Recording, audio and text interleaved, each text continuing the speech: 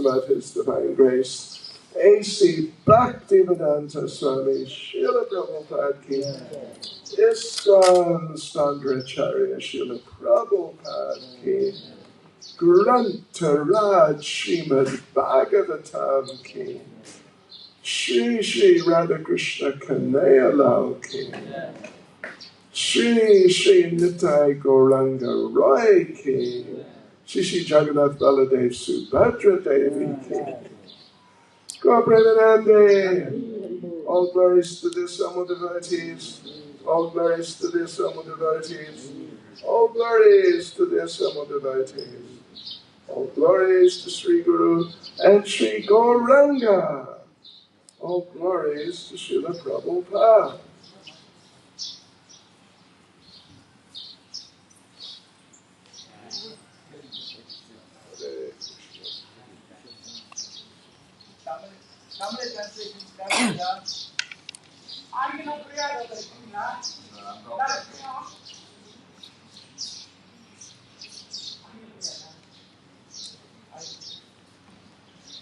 Om Namo Bhagavate Vasudevaya.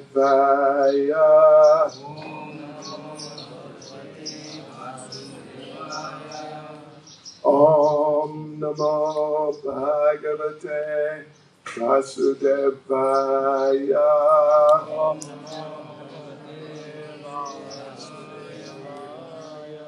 Om Namo Bhagavate Vasudevaya.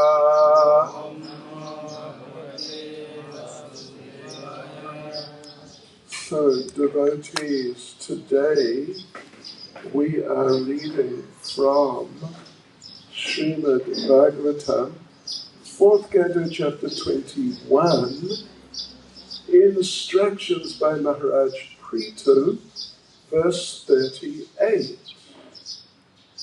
Just give me a second here. Okay.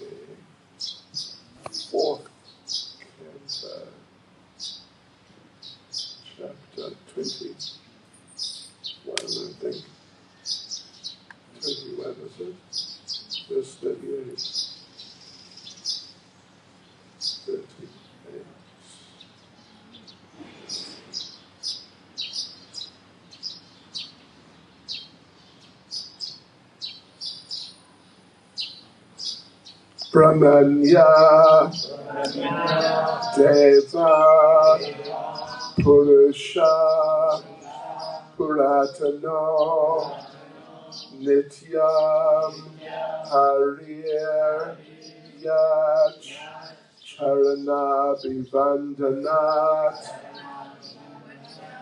Avapa Lakshmim Anapayanim Yasho Jagat Pavitram Cha Mahatamagrani Brahmanya Deva Purusha Puratano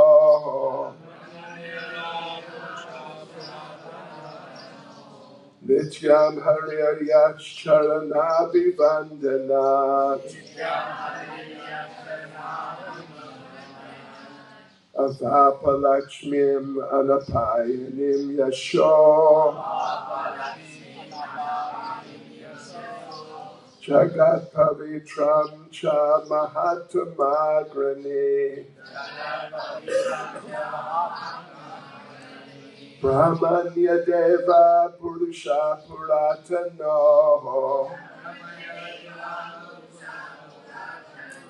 Nityam Haryayach Charana Vivandanat Avapalakshmim Anapayanim Yasho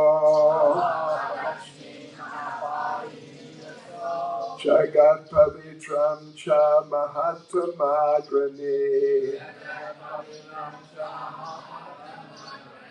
Brahmanya Deva Purusha Puratano Nityam Haryayach Charana Vivandanat Avapalakshmim Anapayanim Yasho Jagat Pavitram Cha Mahatamagrani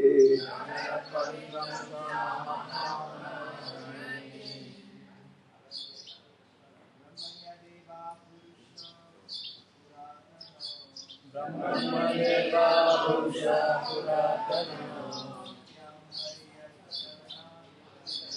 Nityam Haryayach Charana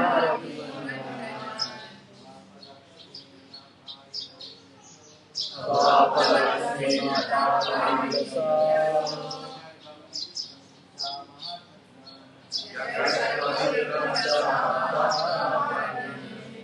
Brahmanya Deva Purusha Puratana Nityam Haryayach Charana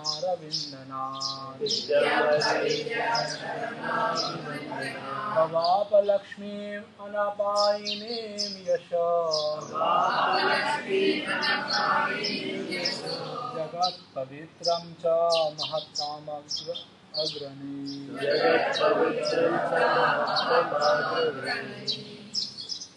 Brahmanadeva Purusha Puratano Nityam Haryayach Charana Vivandanat Avapalakshmim Anapayanim Yasho Jagat Pavitram Cha Mahatamagrani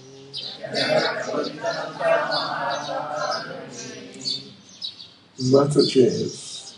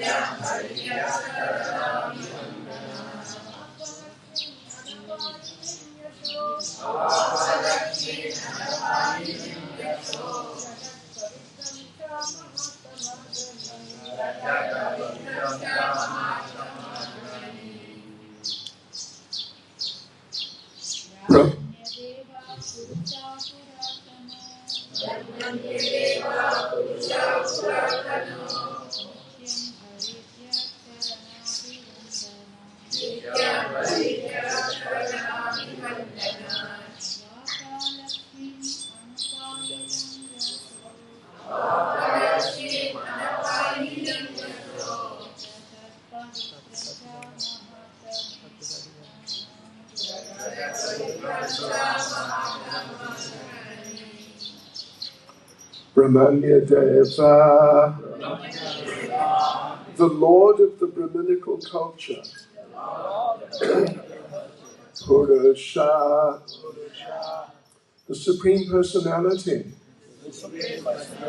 Puratana, the oldest, Nityam, eternal, Hari, the personality of Godhead, Yat, whose, Charana, lotus feet, Abhivandanat, by means of worshipping, Avapa, obtained, Lakshmim, opulences, Anapayamim, perpetually, Yasha, reputation, Jagat, universal, Pavitram, purified, Cha, also, Mahat, great, Tama, supreme, Agrani, foremost. Translation: the Supreme Personality of Godhead, the ancient, eternal Godhead, who is foremost amongst all great personalities, obtained the opulence of a staunch reputation which purifies the entire universe by worshipping the lotus feet of those Brahmins and Vaishnavas. Purport by Srila Prabhupada. The Supreme Person is described herein as Brahmanya Deva. Brahmanya refers to the Brahmins, the Vaishnavas, or the Brahminical culture, and Deva means worshipable Lord. Therefore, unless one is on the transcendental platform of being a Vaishnava, or on the highest platform of material goodness as a Brahmin, he cannot appreciate the Supreme Personality of Godhead. In the lower stages of ignorance and passion, it is difficult to appreciate or understand the Supreme Lord. Therefore, the Lord is described herein as the worshipable deity for persons in Brahminical and Vaishnava culture. Namo Brahmanya Devaya, Go Brahmana Hitaya Cha, Jagat Hitaya Krishnaya, Govindaya Namo Namaha, which is found in Vishnu Purana, 1st Canto, Chapter 19, verse 65. Lord Krishna, the Supreme Personality of Godhead, is the prime protector of Brahminical culture and the cow. Without knowing and respecting these, one cannot realize the science of God. And without this knowledge, any welfare activities or humanitarian propaganda cannot be successful. The Lord is Purusha, or the supreme enjoyer.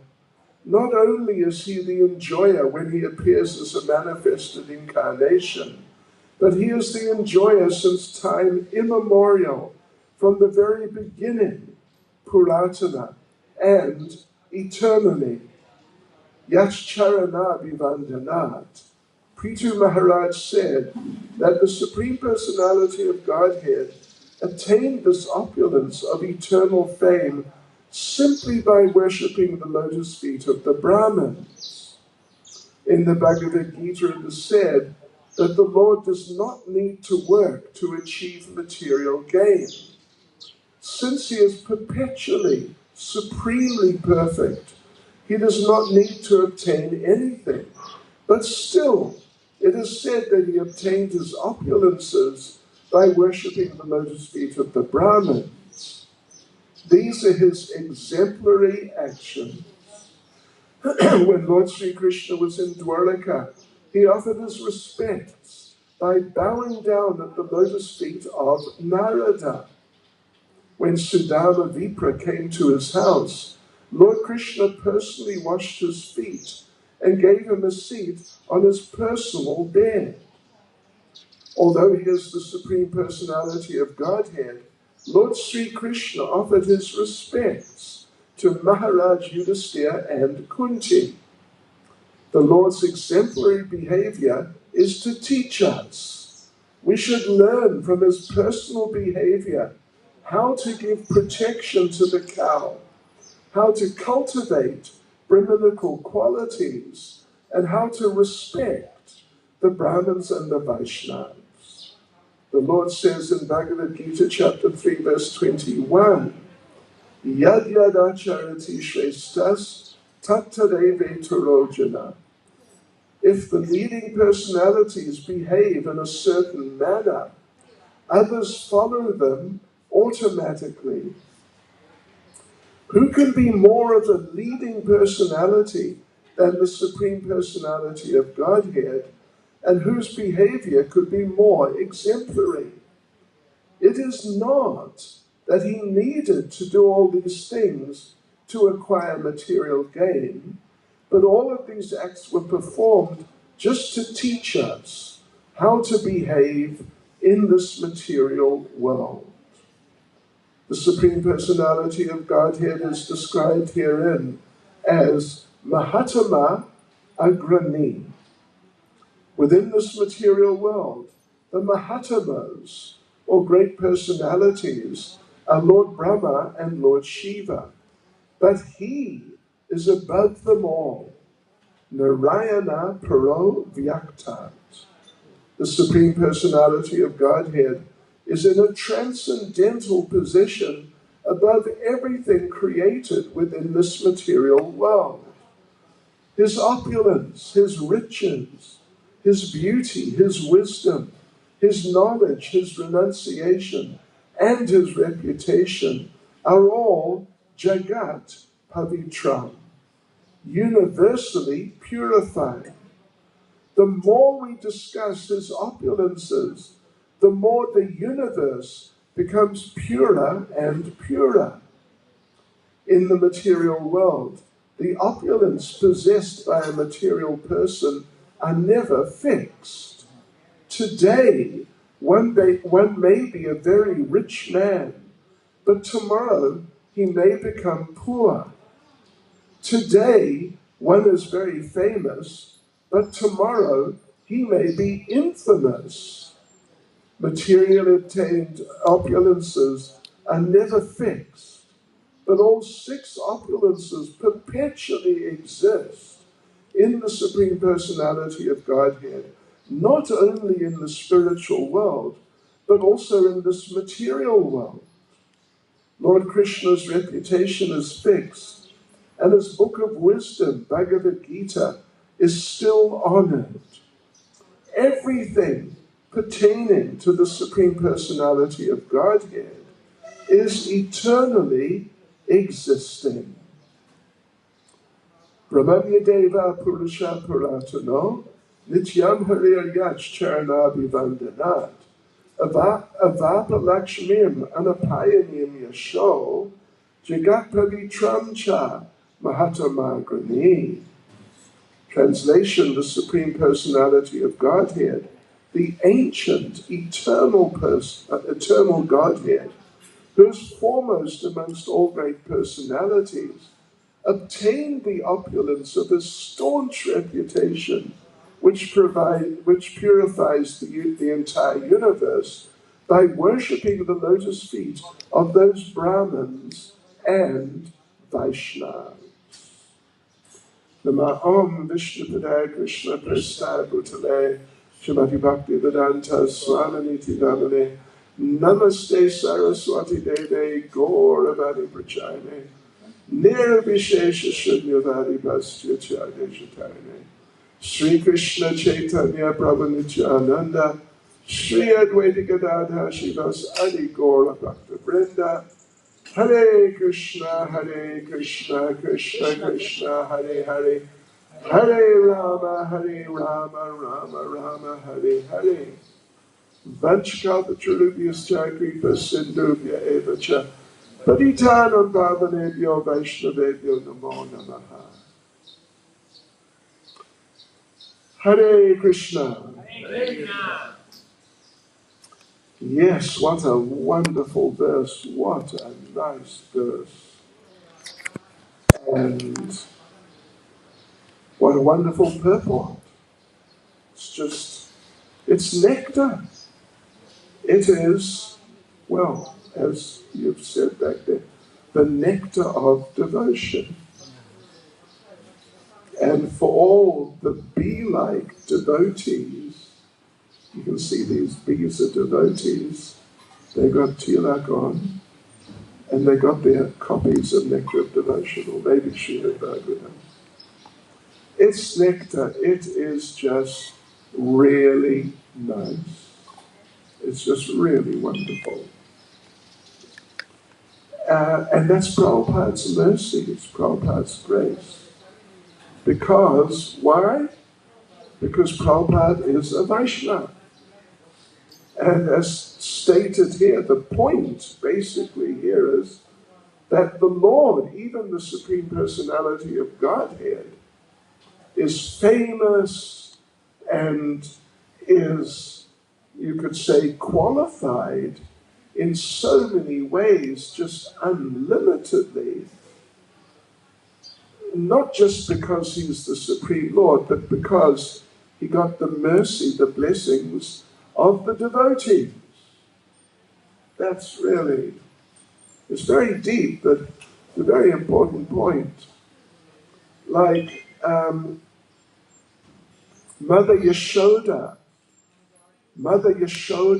it is said that Krishna became famous and is still famous and will continue to be famous after we have gone and after, generations have gone. Krishna became so famous because of the mercy of his mother Yashoda.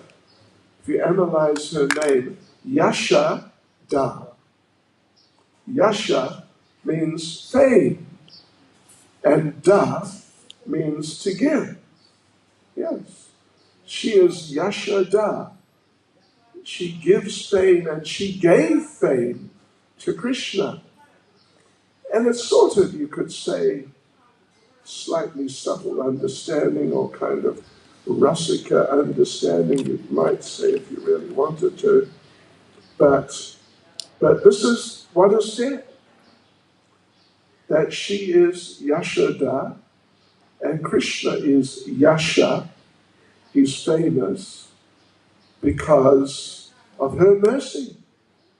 If it wasn't for the mercy of Mother Yashoda, Krishna may well have ended up just another one of those little cowherd boys in Vrindavan, running around chasing the cows.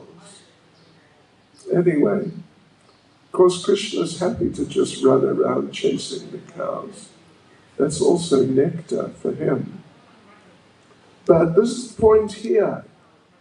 And Srila Prabhupada brings out the essence of it very nicely. What is it now? In the second sentence, in the purport, unless you are on the transcendental platform of being a Vaishnava, or on the highest platform of material goodness as a Brahmin, you can't appreciate the Lord. Just see how Prabhupada is bringing out this important, extremely important point, that even though the verse itself says that the Lord he obtained the opulence of his staunch reputation, which purifies the entire universe by worshipping the lotus feet of the Brahmins and the Vaishnavas. But devotees, it's particularly by worshipping the lotus feet of the Vaishnavas. The Brahmins, well, it depends.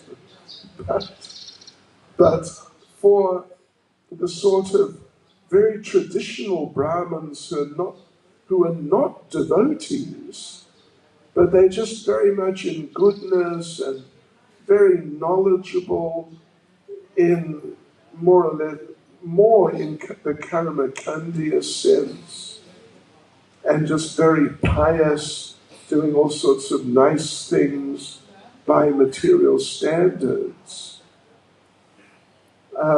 They have the potency, they have material potency.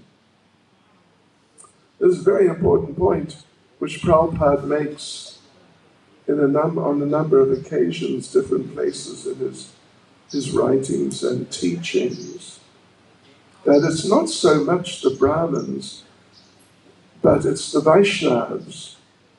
Of course, the fact is, the Vaishnavas are Brahmins. Yes, that's there. But those who are just Brahmins, and they're not Vaishnavas, then,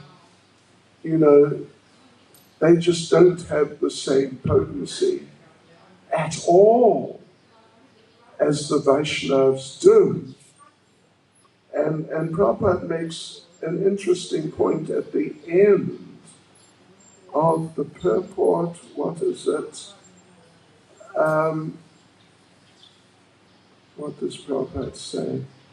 Yes, that the Lord, that Krishna has his 6 opulences perpetually, just forever.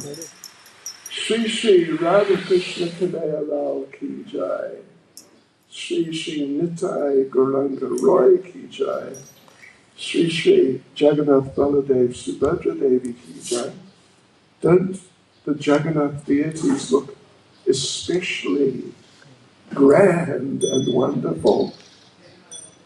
I mean, so does Radha Krishna Kanaya Lal, of course, but look at them in their flower outfits. They're just,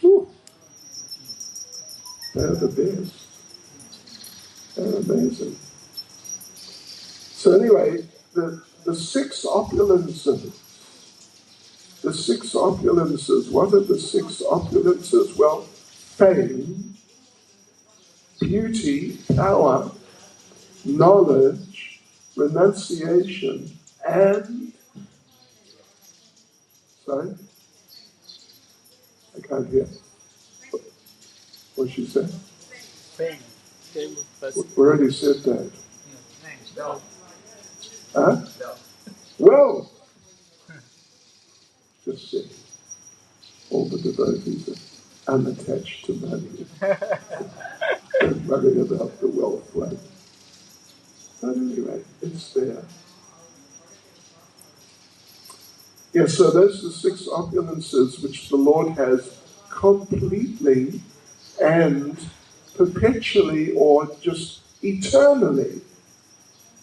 The Prabhupada says not only in the spiritual world, but also in the material world.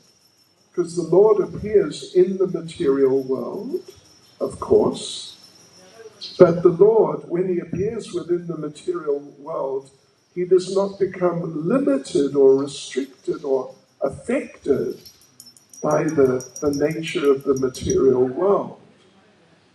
Rather, he remains the transcendental Supreme Personality of Godhead above and beyond all the limitations of this material world. So, yes,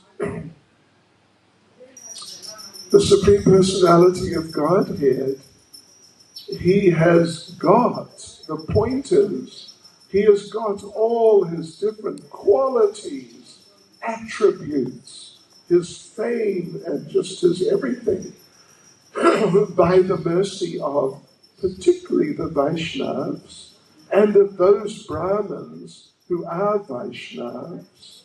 And the ones who are not Vaishnavas, well, we don't need to worry about that too much. Yeah. Yes.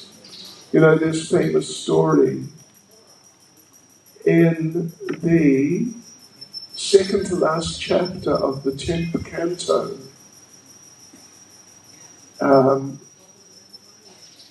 Second to last chapter, yeah.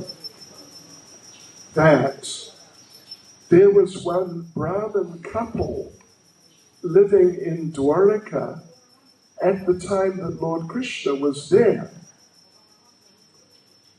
And they were like very strict Brahmins. They were not so much Vaishnavas as they were Brahmins, but somehow they were living there in Dwaraka when the Lord was there. And so, they're a young married couple, they decided, let us have a child. So they did. They had a son. Son took birth, and within like a minute or a couple of minutes, just practically no time, the son didn't just die, he disappeared. Suddenly he just was not there. Wasn't there. So of course, for a couple to lose a child, particularly in such a way, it's extremely disturbing. And they were extremely disturbed, but they decided, all right, let us have another child. So they had a second child. And basically exactly the same thing happened. The child didn't just die, the child just vanished and was just suddenly just not there. And this went on. What did this go on? This went on until 9 sons had been born. And every one of them, right up to the 9th, same thing happened. They simply vanished. Suddenly they were just not there. And it wasn't that someone stole them. Well, anyway, they vanished. Actually, someone did steal them. But finally, as this was going on, one child after the other, and the next, they started to not just be distressed, but they felt, they were thinking about, how is this happening? And they understood that if interesting point, they understood their karma. what was going to come to them, what was not going to come. They understood their karma. But they couldn't understand. Well, actually, they concluded it was not in our karma to lose our children like this. So how did it happen? Their conclusion was, and it's an interesting point, that if something happens to a person or a family living in a kingdom or a country which is ruled by someone, a prime minister, president, or maybe a king, if someone is living in a country like that and something happens to them which is not within their karma, then it has happened because of some failure on the part of the ruler. How's that? Yeah, these things happen because of some, mistake that the ruler has made in his or her ruling. So they understood this, it is not in our karma. Shri Shri Radha Krishna Kanaya Lal Shri Shri Nitai Gauranga Roy Shri Jagannath Baladev Subhadra Devi Shri Jai. So they understood. And of course we don't really understand our karma, particularly in the sense of what is coming in terms of our karma. But they understood.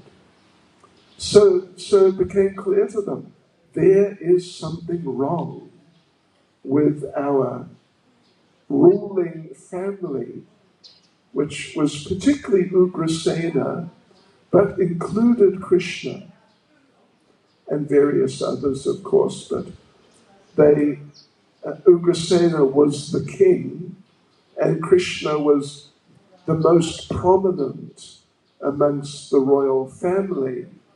So they started to become more and more angry with Ugrasena and Krishna, and ultimately they became particularly angry with Krishna. And they were sort of like publicly criticizing Krishna and Ugrasena, that what sort of rulers are these?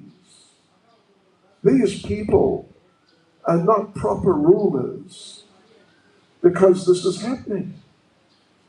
So Arjuna came to visit, and Arjuna heard these people complaining. And of course Arjuna, he's very great devotee, and he did not at all like to hear any criticism of Lord Krishna. So Arjuna decided to intervene. So what he did, this is when that Brahmin couple had given birth to and lost 9 children. 9 children, yeah. So Arjuna approached them and said, listen, I am Kshatriya. I'm like real Kshatriya. And I have the Gandiva bow. So I tell you what, have another child, a 10th child, and I will be there at your house with the Gandiva bow with an arrow on it. And if, obviously he said, someone is taking these children, I'll kill the person. And they won't be able to steal the child, so at least you'll have that one child. So they agreed. And even Arjuna said, if I fail, because I'm real Kshatriya, if I fail, I will commit suicide in front of you. I will build a fire right in front of your house, light the fire, walk into the fire, and sit down, and that's it. That's it. I'll commit suicide. in the fire. So that couple agreed, and there was Arjuna with Gandiva bow. I mean, particularly as the time of birth was coming, and the wife gave birth, and you know what happened? Nothing. The child did not disappear. And there's Arjuna sort of mentally patting himself on the back and telling them, just see, right?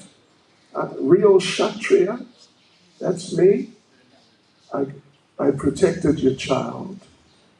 So, but after about half an hour, the child disappeared. The child vanished. Not within, 1 minute or something like that, as it happened previously.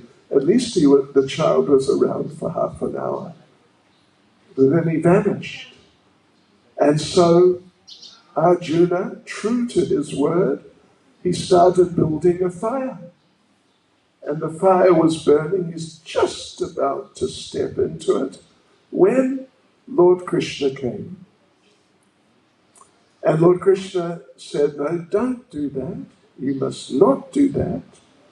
Come with me, and we will retrieve all of those children. We'll find them, and we'll bring them back and hand them back over to their parents. So off they went, Krishna and Arjuna,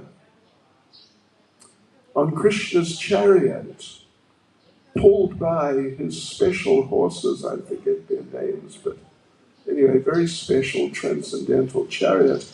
Off they went through the universe. And finally, they arrived at the abode of Lord Vishnu. And Krishna just walked up to Lord Vishnu and said, listen, give us back those children, the 10 children, 10 sons of the Brahmin couple. And Vishnu said, sure, no problem, and just handed them over. And then Krishna asked, this is a very instructive pastime. Krishna asked Vishnu, why did you steal them?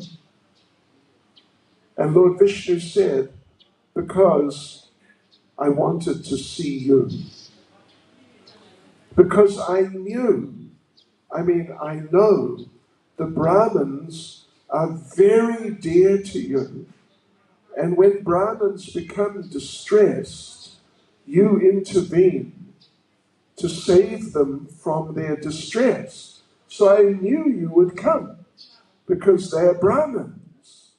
The husband and wife, they're Brahmins. So I knew you'd come to protect them. And it's a bit of a long story, but then Krishna and Arjuna took the children and returned them to that couple, and Haribol, as they say, they all lived happily ever after. So, but the thing is, Srila Vishwanath Chakravarti Thakur has commented extensively about this in his Bhagavatam commentary, and Srila Prabhupada, in that second to last chapter of the 10th canto, and I think maybe going into the last chapter of the 10th canto, of his commentary in the Krishna books. You can look it up, you can just read it all there. It's very interesting.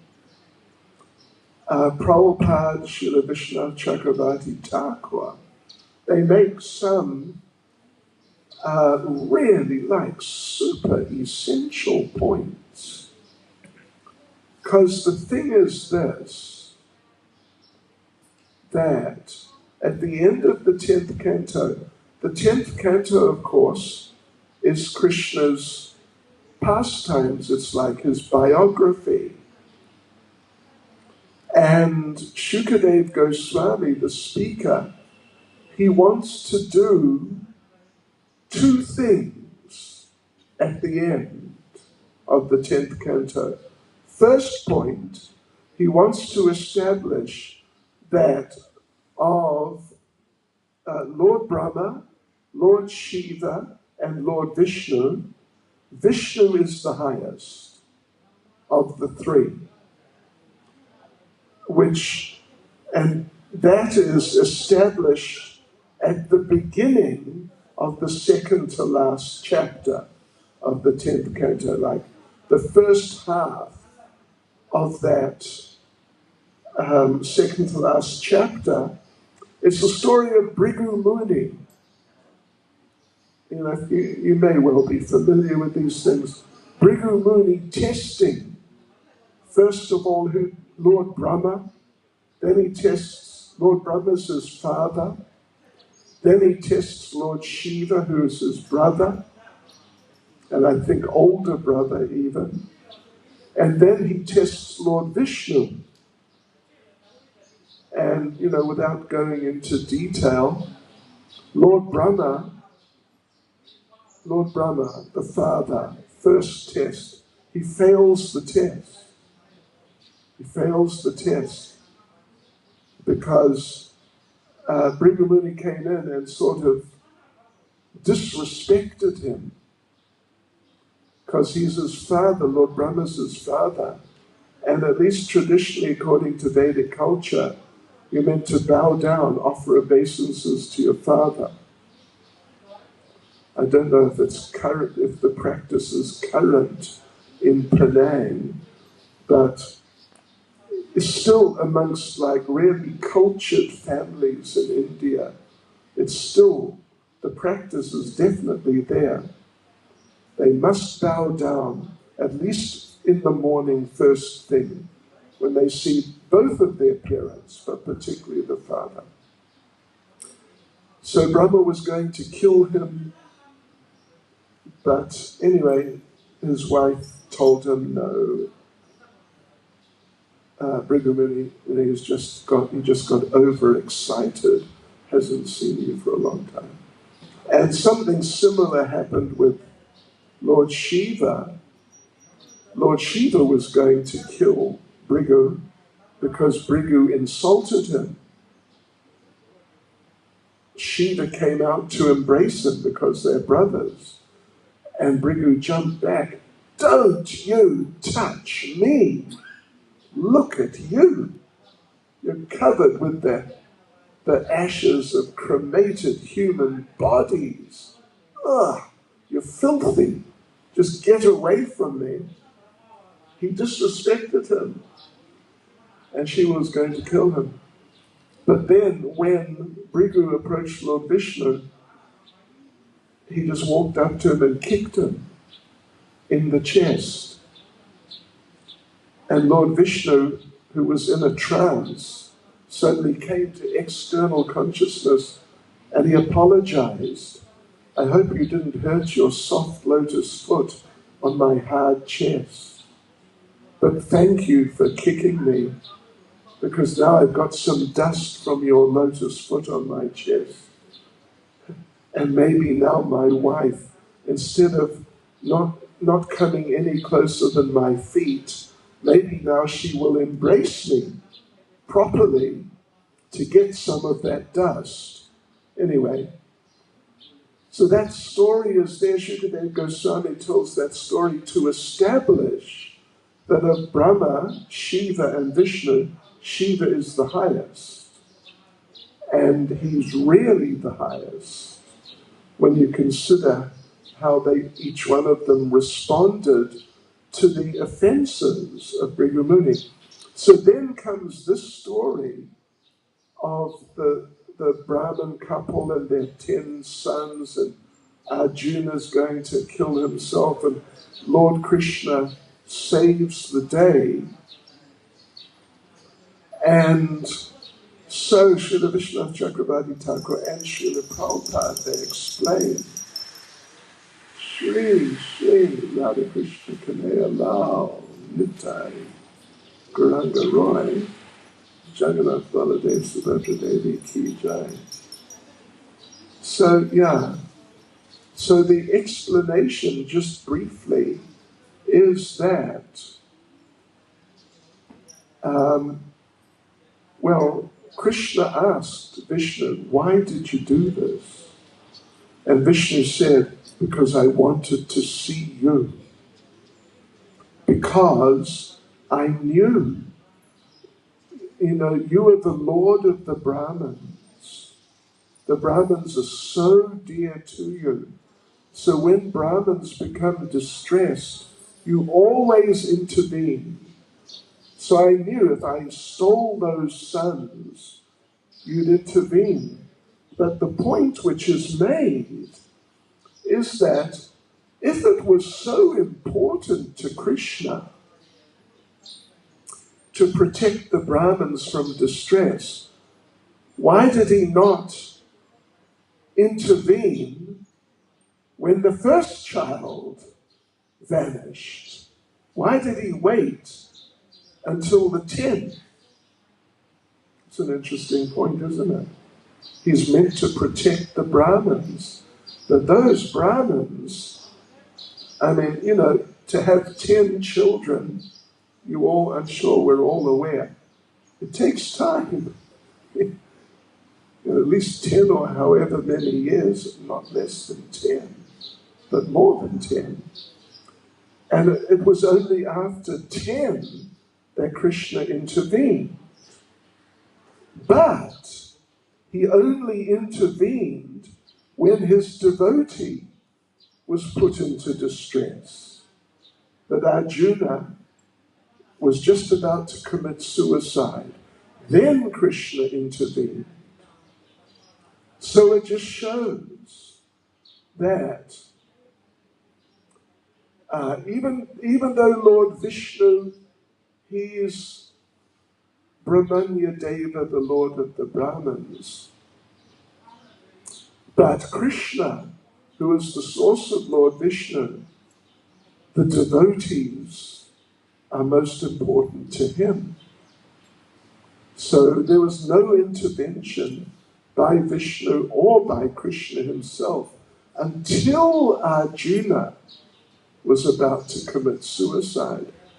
Then Krishna intervened to save him. Then the point is made that so Vishnu wanted to see Krishna. Therefore he went through this whole thing for years. But the whole idea was just to see Krishna. And why did Lord Vishnu not just come to Dwaraka and just walk in and say, Haribol Krishna, here I am, Lord Vishnu. I come to visit you. He didn't do that. And you know why? Because even Lord Vishnu cannot enter Dwaraka, the abode of the Lord. That abode is the abode of Krishna, not the lower avatars and expansions like that. So Vishnu couldn't enter, he couldn't go, just walk in and just see Krishna and just, like Prabhupada mentions here in the purport, how Sudama Vipra, he just walked into Dwaraka and spent hours with Krishna. But Lord Vishnu couldn't do it. And it was only by the mercy of the devotee, Arjuna, that Lord Vishnu was able to see Krishna. Only by the mercy of the devotee. So the devotees are very special. It means devotees like Arjuna. Not so much us devotees in ISKCON per day. Although you're all very nice, actually. But don't mind me saying it, you're not really on the level of Arjuna. Yeah, and even they make the point, Vishwanath Chakravarti Thakur and Srila Prabhupada, they make the point that none of Vishnu's associates or servants, none of them could come and steal the child. They just weren't powerful enough. So it was actually Vishnu himself who came and stole the children. So he came, but he was just on the boundary, just like the side, the edge of Dwaraka. He didn't really enter Dwaraka, like into the palace where Krishna was. He couldn't do it. He was only like on the margin, the border of Dwaraka, where this couple lived. But still, even though he was, kind of a little bit in Dwaraka, but still he couldn't just go in and see Krishna. Yeah. So these are all interesting points, that even Lord Vishnu can only see Krishna by the intervention of devotees. Think about that. It's really amazing. Yes. So, like this, at the end of the second to last chapter of the 10th canto of Srimad Bhagavatam and the Krishna book, Vishwanath Chakravarti Thakur and Srila Prabhupada, they elaborately describe these different points to make the point that even though Vishnu, from the story of Bhrigu Muni, even though Vishnu is higher than Lord Brahma and Lord Shiva, but Krishna is higher than Vishnu. And therefore, Krishna stu Bhagavan Swayam. Krishna is the original Supreme Personality of Godhead in person. Yes. Swayam, Bhagavan Swayam, means the very one, the actual one. Not someone sort of close, but the actual Bhagavan. The actual Bhagavan. The actual person who actually possesses all the opulences. Not like the expansions who may possess some of the opulences kind of completely or a lot, but others they don't possess, or some of them who possess all the opulences but not completely. Not like that. Krishna is Bhagavan Swayam, the actual one, who possesses all the opulences completely. Like Lord Nrsingadev. Lord Nrsingadev, of course, we know of Lord Nrsingadev. He is extremely popular amongst the devotees. Lord Nrsingadev, he has some of the opulences of Krishna. He has Krishna's power. And it's not exactly one of the opulences in the sense of the 6 opulences, but it's an opulence. Lord Nrsingadev has all anger. Krishna has all anger. It's not counted amongst the 6, but still it's a type of opulence. Krishna has all anger, and Nrsingadev has all anger. But